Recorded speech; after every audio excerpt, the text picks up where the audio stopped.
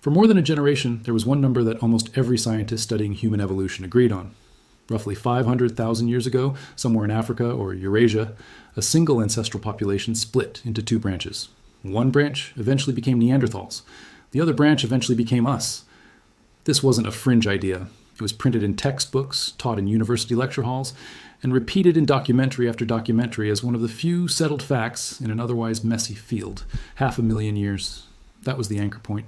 Everything else in the story of human origins was built around it. Then a number came out of a laboratory in China that simply did not add up. It didn't shave a little off the old estimate or pad it out by a comfortable margin, the way scientific revisions usually do. It didn't nudge the timeline. It broke it. Instead of 500,000 years, the new calculation pointed to a split more than 1,000,000 years old, over twice the age scientists had built their entire understanding of human origins around. If the number was right, it meant the branch that led to us, and the branch that led to some of our closest evolutionary cousins, had been growing apart for far longer than anyone imagined. It meant the human family tree needed new dates on almost every one of its branches. And it meant that a set of bones sitting quietly in a Chinese research institute, bones that had been debated, argued over, and shelved for more than 3 decades, were about to become some of the most important fossils on Earth. To understand why this number caused such a stir, you first have to understand just how much weight that 500,000-year figure was carrying.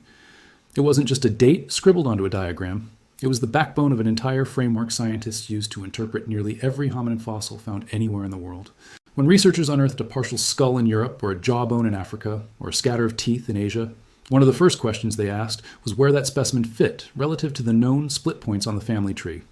The Neanderthal in modern human divergence was one of the most trusted anchor points available, precisely because it had been checked and rechecked using multiple independent methods, from fossil dating to genetic mutation rate calculations. Scientists don't casually discard a number like that. They only reconsider it when the new evidence is difficult to explain any other way. That's exactly the position the field found itself in. The story starts, in a sense, almost a century earlier, with one of the most famous fossil discoveries in the history of paleoanthropology. In the 1920s, workers and researchers near Beijing uncovered a remarkable set of remains that came to be known as Peking Man, a population of Homo erectus that had lived in the region hundreds of thousands of years ago. Peking Man became a symbol of just how much prehistoric activity had unfolded across Asia long before written history, and it kicked off a debate that would simmer for the rest of the century. Did the ancient populations living in China evolve in relative isolation into the people who live there today, or were they eventually replaced, entirely or partially, by modern humans, migrating out of Africa much later? That question, sometimes called the multi-regional versus out-of-Africa debate, shaped Chinese paleoanthropology for generations, and it's part of why fossils found in China have always carried an unusual amount of scientific and cultural weight. They weren't just bones. They were potential answers to the question of where an enormous share of the world's population actually came from. It's against that backdrop that the story properly begins, on a riverbank in central China in the late 1980s. In Yunxian County, in Hubei province, workers uncovered 2 ancient human skulls pressed into sediment near the Han River. The skulls were old, really old, somewhere between 900,000 and 1 million years old, based on the geological layers they were buried in. That alone made them remarkable. Fossils of that age are rare anywhere in the world, and finding 2 well-preserved skulls from the same site, roughly the same time period, was almost unheard of. But the skulls had a problem. They were badly crushed. Hundreds of thousands of years of sediment pressure had flattened and distorted them, warping the bone in ways that made it nearly impossible to say with confidence what species they actually belonged to. For decades, paleoanthropologists could really only guess. Some argued the skulls represented an early primitive form of Homo erectus, the long-lived hominin species associated with Peking Man and other classic Asian fossils. Others thought the skulls looked strange enough, different enough, that they might represent something else entirely, some branch of the human family that hadn't been properly named or understood. Without a way to correct for the crushing and distortion, nobody could settle the argument. The Yunxian skulls became one of those famous unsolved cases in paleoanthropology, cited constantly, explained rarely, and never fully resolved. While the Yunxian skulls sat in scientific limbo, an entirely different discovery was quietly reshaping the field from another direction. In 2010, researchers working with a tiny fragment of fingerbone recovered from Denisova cave in Siberia managed to extract and sequence ancient DNA from it. What they found stunned the paleogenetics community. The DNA didn't match modern humans. It didn't match Neanderthals either, even though Neanderthal remains had also been found in the same cave. It belonged to a previously unknown group of ancient humans, later named Denisovans after the cave where they were discovered. For years, the Denisovans existed almost entirely as a genetic signal rather than a set of bones. Scientists knew they existed because pieces of their DNA still show up in the genomes of certain living populations, especially in parts of Asia and Oceania, where some groups carry meaningful percentages of Denisovan ancestry. But actual Denisovan fossils, bones you could hold, measure, and compare to other specimens, remained almost non-existent. A finger bone, a few teeth. That was essentially the entire physical record of an entire branch of humanity, known almost exclusively through molecules rather than morphology. That started to change in 2019 when researchers announced that a large lower jawbone discovered decades earlier on the Tibetan Plateau in a cave called Baixia Karst Cave belonged to a Denisovan. The jawbone had actually been found by a monk back in the 1980s and eventually made its way into scientific hands, but for years nobody could definitively identify what it was because it lacked usable DNA. Researchers had to rely on a different technique extracting ancient proteins from the bone and tooth, a method that can sometimes survive in fossils too old or too degraded for DNA to persist. The protein analysis confirmed it. This was a Denisovan, and it was the first Denisovan fossil ever found outside of Denisova Cave itself. It also pushed the presence of ancient humans on the high-altitude Tibetan Plateau back tens of thousands of years earlier than previously known, showing that Denisovans had adapted to one of the most extreme environments on the planet long before modern humans arrived there. So by the early 2020s, scientists had two separate puzzle pieces sitting on the table. On one side, two crushed, badly distorted skulls from Yunxian, too damaged to properly classify, dated to somewhere close to 1 million years old. On the other side, a growing body of evidence that Denisovans, a mysterious human relative known mostly through genetics, had lived across a wide swath of Asia for an extremely long time. Nobody had yet connected these pieces directly. That connection required a specific kind of scientific tool, one that simply didn't exist when the Yunxian skulls were first pulled out of the riverbank. That tool arrived in the form of advanced digital reconstruction. Using CT scanning and computer modeling, researchers were finally able to digitally undo the damage that geological pressure had done to the Yunxian skulls. Instead of trying to interpret warped, flattened bone with the naked eye, scientists could build a three-dimensional model of each skull, then use software to correct the distortion piece by piece, essentially reversing hundreds of thousands of years of crushing to reveal something much closer to the skull's original shape. This kind of digital restoration has become increasingly common in paleoanthropology over the past decade, and it has already helped resolve arguments over other famous, damaged specimens. Applied to the Yunxian skulls, it produced a picture of the fossils that researchers had simply never been able to see before. What emerged from that reconstruction surprised even the scientists working on it. The corrected shape of the skulls didn't line up cleanly with Homo erectus, the species many researchers had defaulted to for decades. Instead, the anatomy lined up much more closely with a different, more recently identified group, one that had only been formally named a few years earlier and had already caused controversy of its own. That group is often referred to by the nickname Dragon Man, and its formal scientific name is Homo longi. The fossil behind that name has its own strange story. A skull, remarkably well preserved, had reportedly been discovered decades earlier near the city of Harbin in northeastern China, but instead of being studied, it was hidden. According to the account that eventually came out, the person who found the skull kept it hidden in a well for decades, worried about it being taken during a period of instability and conflict, and it wasn't handed over to researchers until years later. When scientists finally examined it and published their findings in 2021, they proposed that the skull represented an entirely new species, distinct from Homo erectus, Neanderthals, and modern humans, and they gave it the name Homo longi, after the Longjiang, or Dragon River region where it was found. The Dragon Man announcement immediately triggered debate. The skull had a strange combination of features, a large brain case similar in some respects to our own, paired with a heavy brow ridge and other markedly archaic traits. Some researchers argued Dragon Man deserved its own species designation. Others suspected, almost immediately, that Dragon Man might actually be a Denisovan, given how little was known about Denisovan skull anatomy at the time. Without DNA or clear diagnostic material connecting the two, the question stayed open. It was an intriguing hypothesis without solid proof. This is where the newly reconstructed Yunxian skulls became the missing link the field needed. Once researchers digitally corrected the distortion in the Yunxian fossils, they found that the skulls shared key anatomical features with Dragon Man, features that set both apart from Homo erectus and pointed instead toward this separate, more mysterious lineage. And because the Yunxian skulls are so much older than the Harbin skull, dating close to 1 million years compared to roughly 150,000 years for Dragon Man, researchers realized they were likely looking at an early, ancestral member of the same broader group, In other words, the crushed skulls that had confused scientists for over 3 decades appeared to be an early ancestor of Dragonman, and the growing weight of evidence increasingly suggests that Dragonman, and by extension this entire lineage stretching back to Yunxian, actually represents the Denisovans. If that connection holds up, and a meaningful number of researchers now believe it does, the implications ripple out much further than just solving one fossil mystery. It means scientists finally have actual skulls, not just fragments and teeth, to associate with the Denisovan lineage. It means the deep, almost purely genetic ghost population that had defined Denisovans for over a decade suddenly has a face, or at least the beginnings of one. And most importantly for the story of human origins, it means researchers can now use the age of the Yunxian skulls to recalculate when the Denisovan and Neanderthal lineage actually split away from the branch that led to modern humans.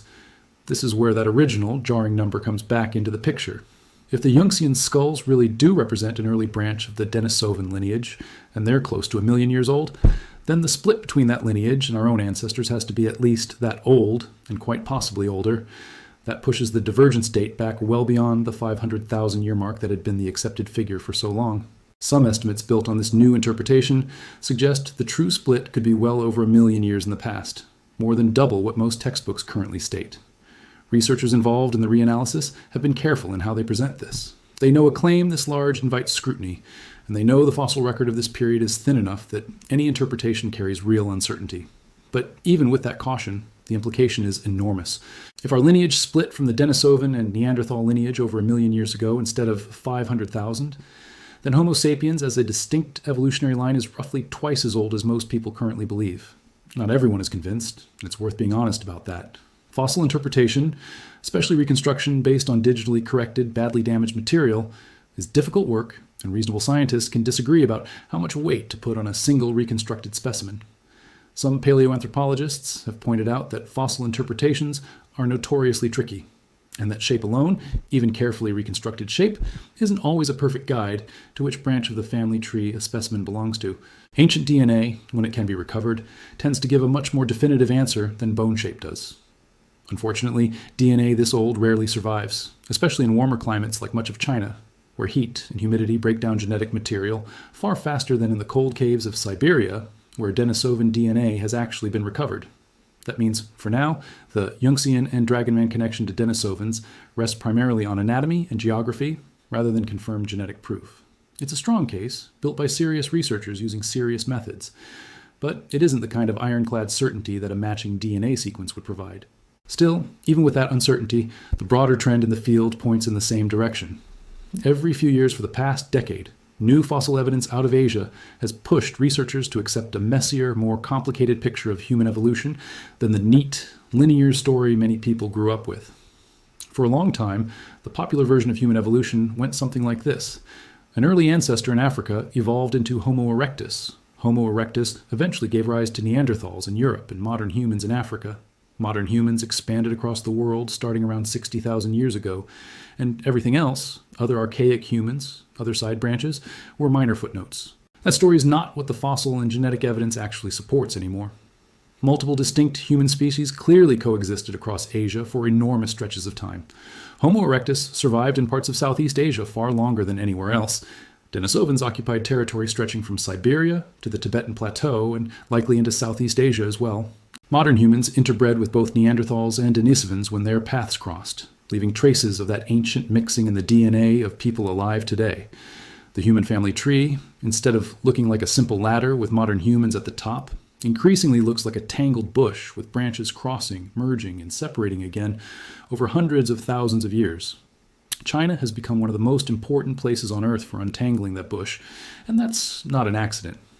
Over the past decade, the Chinese government has poured significant resources into paleoanthropology and ancient DNA research, funding new excavations, reanalyzing decades-old fossil collections with modern tools, and building dedicated laboratories capable of extracting and sequencing ancient genetic material. Researchers trained internationally, some at leading laboratories in Europe, specializing in ancient DNA extraction, have returned to China specifically to build up this kind of capability domestically. Their stated goal isn't secrecy, it's the opposite. It's generating enough new data from enough well-studied specimens to finally answer questions about Asian human evolution that have lingered unresolved for the better part of a century. largely because Asian fossils historically received far less scientific attention and funding than European and African sites. That's an important point, because a lot of viral headlines frame stories like this one as something being hidden or suppressed. The actual pattern looks almost the opposite. These findings have been published in major peer-reviewed journals, presented at international conferences, and openly debated by researchers across the world, including scientists who disagree with parts of the interpretation. Dragon Man's identification came with public documentation of its unusual discovery history, including the fact that it sat hidden in a well for decades due to wartime instability, not modern government interference. The reanalysis of the Yunxian skulls was published with full methodology, allowing other scientists to examine, critique, and test the reconstruction technique for themselves. If anything, the story here is one of overdue attention, fossils that sat understudied for decades, finally getting the technological tools and research investment needed to reveal what they'd been hiding in plain sight the whole time, not because anyone wanted them hidden, but because the right techniques simply didn't exist yet. What makes this discovery genuinely significant isn't a conspiracy. It's the sheer scale of what it potentially rewrites. Human evolution textbooks are full of specific dates, specific branching points, specific moments where one lineage becomes two. Those dates aren't arbitrary. They shape how scientists interpret every other fossil discovery that comes after them. If the split between our lineage and the Denisovan and Neanderthal lineage really does stretch back more than 1 million years instead of 500,000, that changes the expected pace of evolutionary change across the entire human family tree.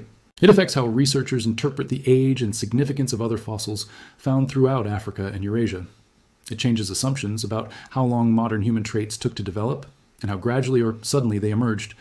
In a field where dates function almost like load-bearing walls for an entire structure of interpretation, moving one foundational date by 500,000 years sends structural cracks through nearly everything built on top of it.